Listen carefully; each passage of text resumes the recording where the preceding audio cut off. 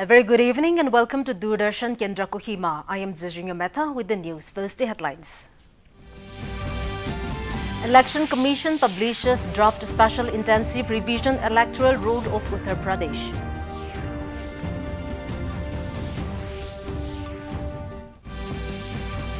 Union Minister Ashwini Vaishnaw says India's IT industry is a great strength of the country's economy.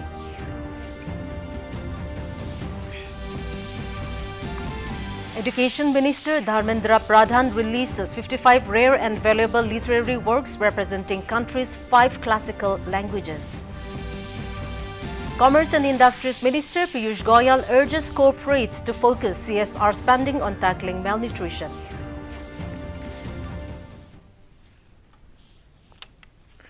And now the news in detail. The Election Commission today published the draft voter list for Uttar Pradesh. Out of 15 crore 44 lakh voters, the names of over 12 crore 55 lakh are retained in the draft electoral roll after special intensive revision SIR. The number of deceased voters is over 46 lakh. Addressing a press conference in Lucknow, Uttar Pradesh, Chief Electoral Officer Navdeep Rinwa said that the voters should check their details by entering their EPIC number on the Commission's website. Rinwa urged voters that if their names are missing in the draft voter list, then they can fill Form 6, he said, on 6th March this year. The Commission will release the final voter list under SIR. कि आप इस घोषणा पत्र को भी भर दें और एक दस्तावेजों की सूची है उसमें से कोई एक दस्तावेज दे दें।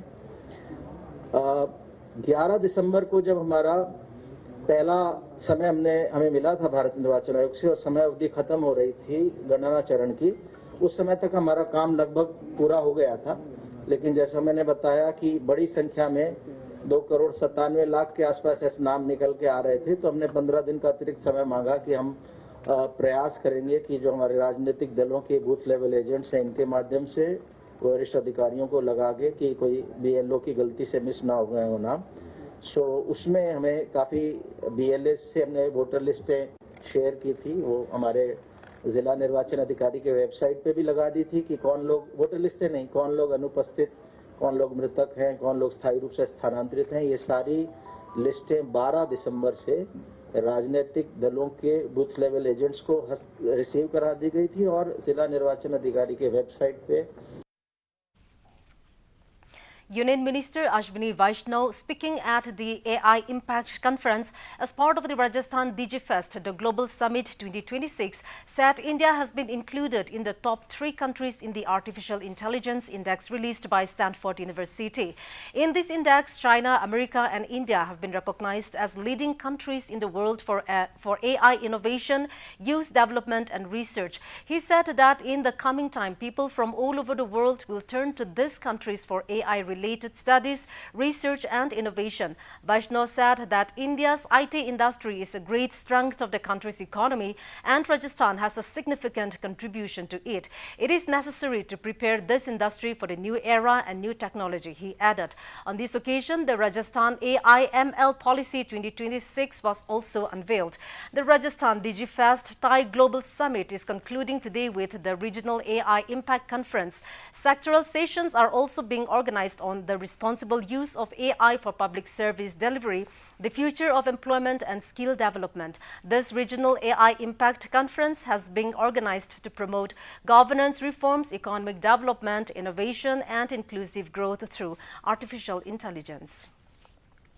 Union Education Minister Dharmendra Pradhan released 41 literary works developed by the Centers of Excellence for Classical Kannada, Telugu, Malayalam and Oriya today in New Delhi. The works are developed under the Central Institute of Indian Languages.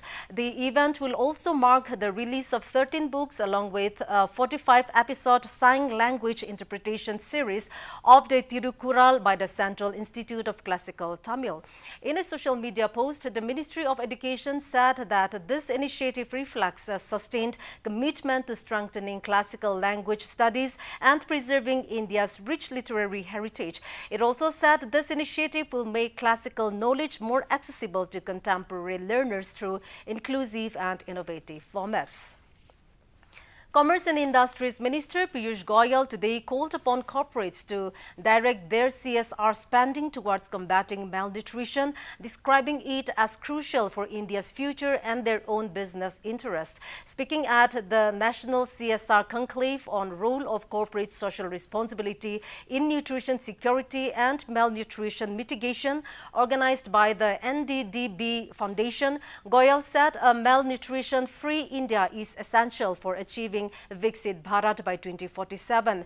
The minister emphasized that CSR initiatives focused on preventing malnutrition would yield better returns on investment. Goyal urged companies to view the 2% CSR spending mandate not as a binding obligation but as an opportunity. He also called on corporates to extend their activities beyond cities to remote areas.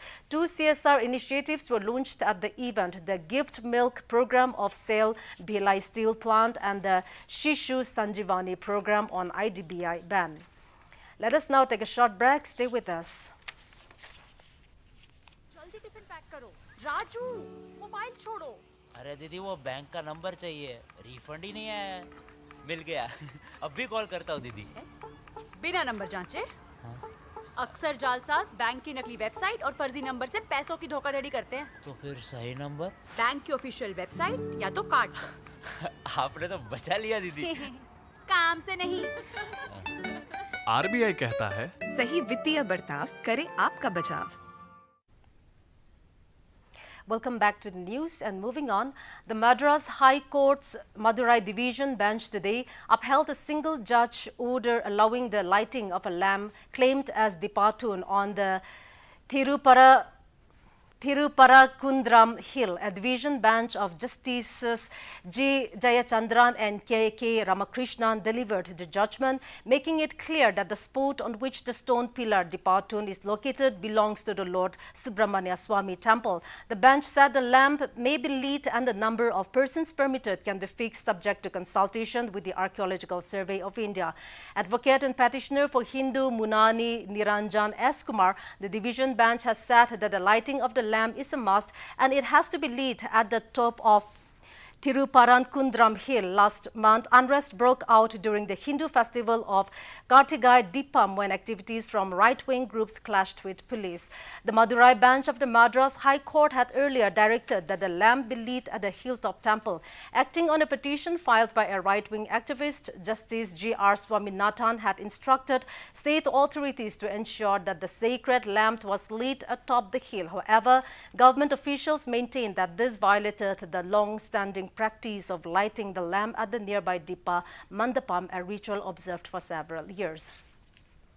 Meanwhile, BJP has welcomed the decision of the Madras High Court allowing the lighting of a lamp on the Thiruparakundram Hill. Addressing a press conference in New Delhi, Union Minister and Senior Party Leader Piyush Goyal said the decision has given justice to the devotees of the ancient temple at the Thiruparakundram Hill, where Bhagwan Murugan resides. Goyal said it is extremely unfortunate that the state government went on to appeal against a single judge order permitting the lighting of the lamp, clearly reflecting an anti-Hindu mindset. He accused Chief Minister of Tamil Nadu, M.K. Stalin, his son Udayanidhi and other leaders of repeatedly attacking Sanatan Dharma. For different religions and the secular fabric of India, which respects all religions, it is a fight against the appeasement politics that the India Alliance, that the Congress, that the DMK have for years followed to divide Indian society, to divide the people of India on the basis of caste, creed, religion, language. This mindset of the DMK and the Congress of dividing society, this mindset of becoming anti-Hindu to further their appeasement politics, this approach of the India Alliance of the Congress to attack constitutional authorities, whether it is the judge who gave an order, file an impeachment motion. If the Election Commission is carrying out its duties to have a clean and correct electoral roll, Uttar Pradesh Chief Minister Yogi Adityanath has asserted that Viksit Bharat Ji Ramji Act 2025 is poised to be a landmark in the country's rural development landscape, and it will form the foundation of a developed India. Addressing special press conference after the first cabinet meeting of 2026 in Lok Bhavan, Lucknow, Yogi Adityanath hailed the decision of the central government and said that it is a significant act passed to ensure a transparent process, create employment opportunities, provide guarantees and build permanent assets in rural areas, thereby increasing rural infrastructure. Underlining the rampant corruption in the previous Manrega scheme, Yogi Adityanath said this new act was important because the Manrega had many loopholes. Mentioning the scope of employment generation and timely payment in the new act, he said that in the new scheme, job guarantees have been raised from 100 days to 125 days and the salaries would be paid weekly. उन्होंने कहा कि ये कानून ग्रामीण क्षेत्रों को सशक्त बनाकर विकसित भारत की परिकल्पना को साकार करने में महत्वपूर्ण भूमिका निभाएगा। बीपी जी राम जी एक्ट 2025 अगर हम इसकी उन विशेषताओं को देखेंगे, एक पारदर्शी प्रक्रिया, रोजगार सृजन के अधिक गारंटी और ग्रामीण क्षेत्र में अस्थायी परिसंपत्तियों के निर्माण के लिए यानी ग्रामीण इंफ्रास्ट्रक्चर में वृद्धि करने के लिए एक महत्वपूर्ण अधिनियम पारित हुआ है और ये विकसित भारत की आधारशिला बनेगी। Jawaharlal Nehru University has sought the registration of an FIR after students allegedly raised provocative slogans against Prime Minister Narendra Modi and Union Home Minister Amit Shah inside the campus during an event on Monday night, officials said. In a letter to the Delhi police, the JNU administration said certain students raised highly objectionable, provocative and inflammatory slogans and that their actions amounted to direct contempt of the Supreme Court. The letter addressed to the SHO of Vasant Kunj note stated that a program titled A Night of Resistance with Gorilla Dhaba was organized around 10 p.m. by students linked to the JNU Students' Union. According to the University Security Department, the gathering initially appeared to be a small event to commemorate the January 5, 2020 incident with around 30 to 35 students present. The administration said the nature of the event changed after a judicial verdict on the bail pleas of Umar Khalid and Sharjil Imam, following which some participants allegedly raised slogans that the university described as inflammatory and objectionable. कोई स्वस्फूर्त या अनजाने में की गई अभिव्यक्ति नहीं, बल्कि जानबूझकर और सचेत रूप से किया गया कदाचार था। ये कृत्य संस्थागत अनुशासन, सभ्य संवाद के स्थापित मानदंडों और विश्वविद्यालय परिसर के शांतिपूर्ण शैक्षणिक चरित्र के प्रति जानबूझकर की गई अवहेलना को दर्शाते हैं।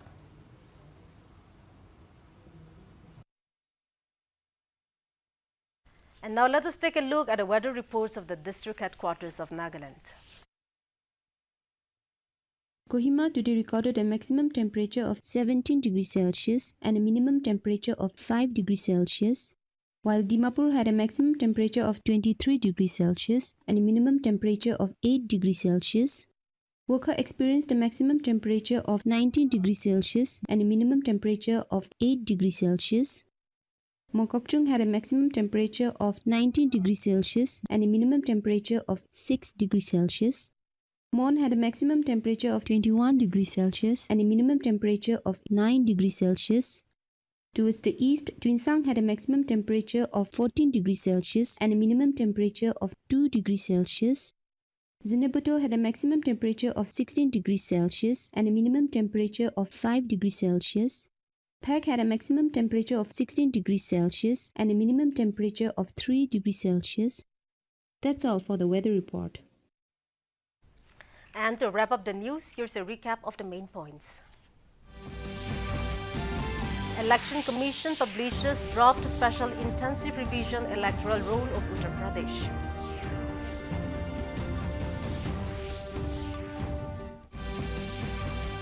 Union Minister Ashwini Vaishnaw says India's IT industry is a great strength of the country's economy.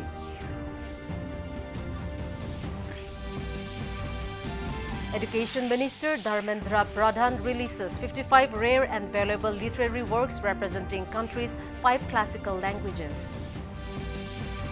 And Commerce and Industries Minister Piyush Goyal urges corporate to focus CSR spending on tackling malnutrition. And with this, we have come to the end of this evening's bulletin. Thanks for watching. Good night.